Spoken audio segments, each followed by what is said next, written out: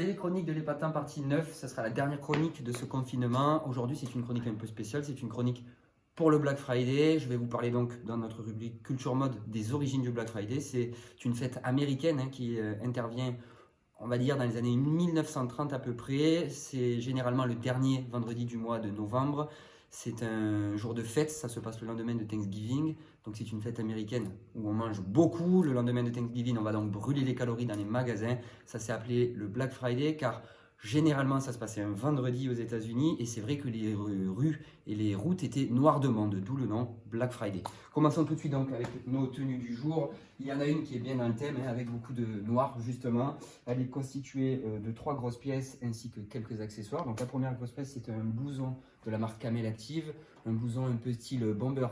Vous allez pouvoir retrouver une poche poitrine qui est très discrète à pression. Bien évidemment, vous avez 2 poches zippées sur le bas buste. C'est un produit qui est lavable en machine, vous pouvez le laver à 30. Et bien sûr, vous avez une finition avec 2 poches poitrine intérieures, une zippée et une à pression. Pour ce qui est des pièces complémentaires, donc on a mis un pull de la marque Teddy Smith. C'est un pull dans les tons camel qui va rehausser sur le noir, bien évidemment. C'est un mélange laine-cachemire, donc c'est un pull qui est très agréable à porter et qui est légèrement cintré. Sur la partie basse, on a mis un jean dans une forme skinny, dans la marque Red Wave.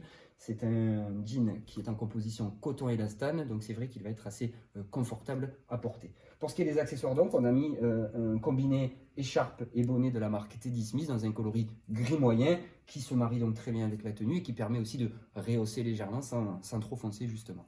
Passons donc sur notre deuxième tenue du jour. C'est une tenue un peu plus sport aussi. On va trouver 3 pièces sur celle-ci. On a un gilet blouson de la marque Massimo Boni. Donc c'est un gilet blouson assez épais. Il est en bimatière. Vous allez avoir des manches qui sont mates dans un ton bleu marine. Et toute la partie buste qui, quant à elle, va être matelassée toujours en bleu marine avec quelques agrémentations au niveau liseré de la boutonnière, du col et des poches. Parce que vous avez également 2 poches qui sont présentes sur le buste. Où vous allez donc avoir un petit peu de couleur avec du rouge.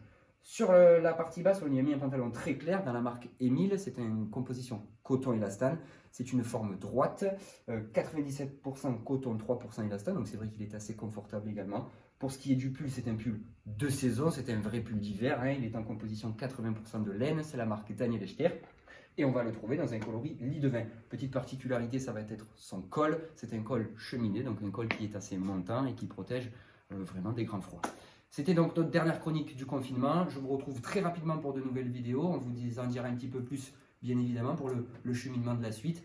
Je vous dis à très très vite. Je vous remercie encore de m'avoir écouté. Au revoir.